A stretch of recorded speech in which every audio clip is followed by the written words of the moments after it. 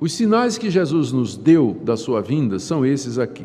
Em Marcos 13, olha como ele diz: naqueles dias de sofrimento, da grande tribulação, após a referida tribulação, olha o que é que ele disse: o sol escurecerá, a lua não dará a sua claridade, as estrelas cairão do firmamento e os poderes do céu serão abalados. Ou seja, os sinais que Cristo disse que precederiam imediatamente a sua vinda são esses transtornos cósmicos, em que o sol, que é a nossa fonte de luz, se escurece, a lua que reflete essa claridade não fará mais isso, e as estrelas cairão do firmamento e os poderes do céu serão abalados. Grandes transtornos cósmicos como nunca foram presenciados pela raça humana. Alguns perguntam se Jesus aqui não está usando a linguagem apocalíptica, por exemplo, de Isaías capítulo 13. A linguagem apocalíptica é uma linguagem figurada, dramática, que é usada por alguns autores para descrever um evento terrível. Então, Isaías capítulo 13, do verso 9 a 10, Isaías diz assim: eis que vem o dia do Senhor, dia cruel, com ira e ardente furor, para converter a terra em assolação e dela destruir os pecadores, porque as estrelas e constelações dos céus não darão a sua luz, o sol logo ao nascer se escurecerá, e a lua não fará resplandecer a sua luz. Castigarei o mundo por causa da sua maldade e os perversos por causa da sua iniquidade. Os autores, alguns estudiosos dizem, isso aqui Isaías estava falando da destruição de Babilônia. Então não aconteceu nada disso, sol perdendo luz, estrela caindo, não aconteceu nada disso quando a Babilônia foi destruída pelos medos e persas. Mas a pergunta é, será que era só disso que Isaías estava falando? A gente já aprendeu que a profecia bíblica é como você olhar para um monte e não perceber que por detrás dele você tem outros. Na verdade, ele é a cabeça de uma cordilheira. Isaías estava profetizando não somente a queda da Babilônia, mas também o dia do Senhor, o dia do juízo, quando Cristo haveria de voltar e que seria então acompanhado de todos esses transtornos. Mesma coisa, Ezequiel capítulo 32, verso 7, quando eu te extinguir, aqui é uma profecia contra Faraó, rei do Egito, quando eu te extinguir, cobrirei os céus, farei enegrecer as estrelas, encobrirei o sol com a nuvem e a lua não resplandecerá a sua luz. Mais uma vez, é claro que quando Deus trouxe juízo sobre o Egito através dos mesopotâmios, não aconteceram estes sinais cósmicos. Mas a pergunta é, o profeta Ezequiel estava falando só do Egito? Ou, ao falar do Egito, ele também estava falando aquilo que a gente se chama de uma dupla profecia? Ele descreve a destruição do Egito em termos da vinda do Senhor no dia do juízo. Ou a mesma coisa, Joel 2,28, vocês podem dar uma olhadinha depois. Os juízos que Deus executou no Antigo Testamento, então, bem como aqueles que ele executou contra Jerusalém, eram literais e típicos do grande dia de juízo. Veja o que Pedro diz na sua segunda carta, 2 de Pedro 3, de 10 a 13. Há, todavia, uma coisa, amados, que não deveis esquecer, que para o Senhor um dia é como 1000 anos e 1000 anos como um dia. Não retarda o Senhor a sua promessa, como alguns a julgam demorada. Pelo contrário, Ele é longânimo para convosco, não querendo que nenhum pereça, senão que todos cheguem ao arrependimento. Entretanto, virá como ladrão vem de noite, de maneira inesperada. Virá como ladrão o dia do Senhor, o dia do juízo, o dia da vinda de Cristo, no qual os céus passarão com estrepitoso estrondo e os elementos se desfarão abrasados, também a terra e as obras que nela existem serão atingidas. Visto que todas estas coisas hão de ser assim desfeitas, deveis ser tais como os que vivem em santo procedimento e piedade, esperando e apressando a vinda do dia de Deus, por causa de qual os céus serão incendiados, serão desfeitos e os elementos abrasados se derreterão. Nós, porém, segundo a sua promessa, esperamos novos céus e nova terra, nos quais habita a justiça. Pedro se refere à vinda de Cristo exatamente na mesma linguagem apocalíptica.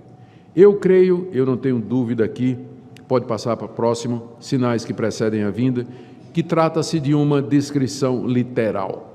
é uma descrição literal. No dia que Cristo vier, acontecerá exatamente isso. O sol vai escurecer, a lua não vai dar a sua claridade, os poderes do céu serão abrasados, as estrelas cairão do firmamento. E aí a gente pergunta, mas pastor, como é que pode ser isso? A estrela cair do firmamento, a gente sabe que a Terra é um planetinha, que as estrelas são gigantescas e tudo mais. Lembrem o que eu sempre ensinei para vocês, a Bíblia descreve os fenômenos naturais da perspectiva do observador. Para quem está na Terra, vai parecer que as estrelas estão caindo do firmamento, vai parecer que as estrelas estão caindo do firmamento.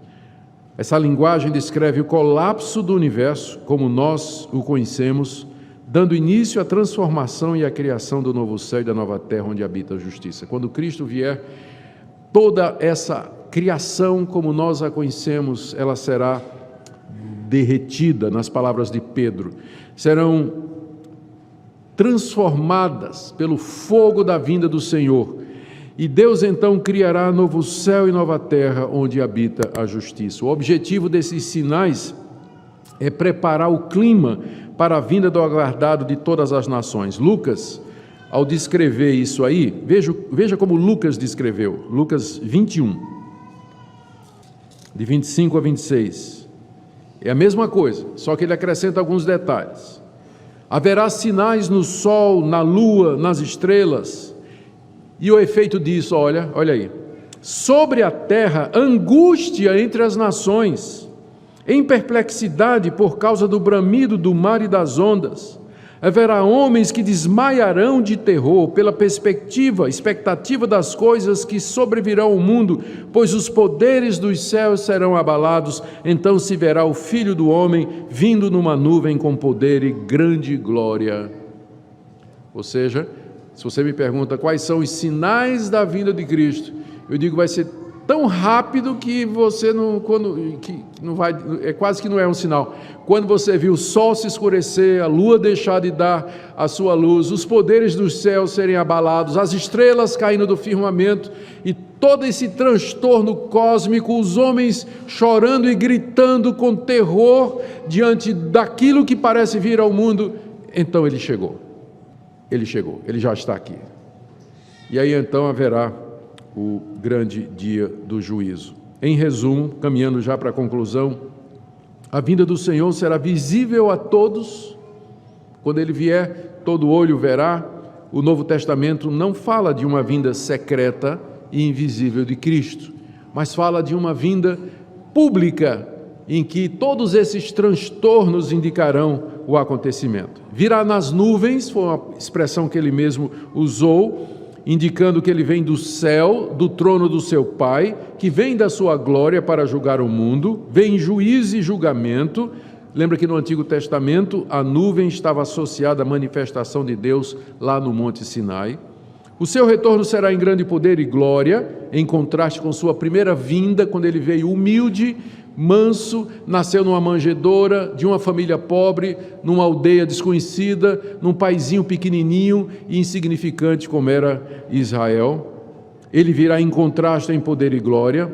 Não que ele não tivesse poder na primeira vez que ele veio, mas fazia parte do plano da salvação, que ele se tornasse homem limitado às condições humanas, mas agora ele virá com poder, primeiro para salvar o seu povo dos seus inimigos, do anticristo, o abominável e da desolação, que nós já falamos. Virá para livrar o seu povo do pecado e das consequências do pecado, e da pior de todas as consequências, que é a morte, porque então ele vai ressuscitar os crentes que já morreram. Ele virá para destruir Satanás, por isso é que se diz que ele virá com grande poder e glória, porque é preciso um grande poder para ressuscitar mortos, destruir Satanás.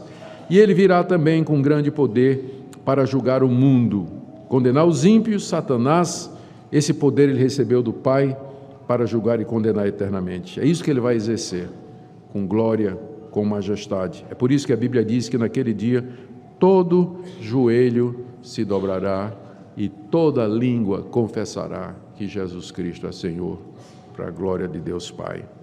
Ele virá reunir o seu povo. Deixou esse mundo há 2000 anos, não éramos mais do que 120 irmãos quando ele foi, há 2000 anos atrás. Nós éramos 120, mas agora quando ele vier, serão milhões, milhões e milhões que serão reunidos juntamente com ele de todas as partes do mundo. Imagina aquela grande reunião, chamados pelos anjos, trazidos de todas as partes, os mortos ressurretos. Por isso que Lucas diz, estou lendo o último parágrafo, quando essas coisas começarem a acontecer, nós devemos exultar, porque chegou aquele grande dia do encontro com o nosso Salvador. Marca o dia da vitória da igreja e a vinda do Senhor consumará a esperança e a expectativa, cumprindo as promessas do Antigo Testamento e finalmente promoverá a separação de quem é de Deus e quem não é. Conclusão, o que é que nós podemos aprender fechando? Vocês já perceberam que a vinda do Senhor é o evento mais importante a se realizar ainda no calendário de Deus. A sua importância se deve ao fato do que ela representa. A vinda de Cristo representa a vindicação da igreja. A igreja será justificada diante do mundo. O mundo então nos verá como nós somos. A vinda de Cristo representa o julgamento do mundo e dos anjos, representa o encerramento da era presente e a inauguração do estado eterno. Outra coisa que nós aprendemos, não se pode predizer a data. Eu não sei se você alguma vez esteve debaixo do ministério de algum falso profeta que marcou data. Espero que você fuja, que é cilada, né? Não fica não, é cilada. Nós não sabemos o dia da vinda do Senhor. Outra coisa que nós aprendemos será numa etapa apenas, visível, universal, pública, trazendo juízo. Quinto, aprendemos que o ensino sobre a vinda do Senhor deve gerar expectativa perene no coração dos cristãos. E deve, por último, gerar alegria e regozijo e não a frustração dos planos. Eu perguntaria para algumas pessoas aqui, se queria que Cristo voltasse hoje, eu tenho certeza que eu vou ouvir a resposta, pastor, não, o meu casamento é daqui a 2 semanas. Né? Pastor, não, eu estou acabando de comprar um apartamento, pastor. Pastor, não, eu acabei de conquistar aquela menina que eu namorei desde o ginásio, escola, e ela aceitou. Eu não quero que Jesus venha agora. Se Jesus vier agora, vai estragar os meus planos. Tenho certeza que se eu perguntasse hoje, aqui, se todo mundo gostaria que Jesus viesse hoje, eu tenho certeza que alguns, talvez até digam assim, sim, né? Mas assim, com a dorzinha no coração, porque os seus planos estão frustrados. Mas, na verdade, se isso está acontecendo com você, quem sabe que hoje de manhã Deus está lhe chamando para que você reflita sobre isso.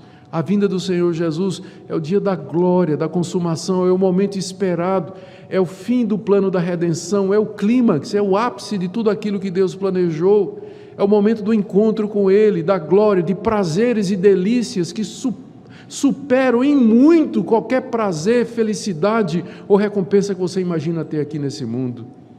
Por isso que nós devemos orar a última oração do livro de Apocalipse e com ela a última oração da Bíblia, Maranata, vem Senhor Jesus. Amém?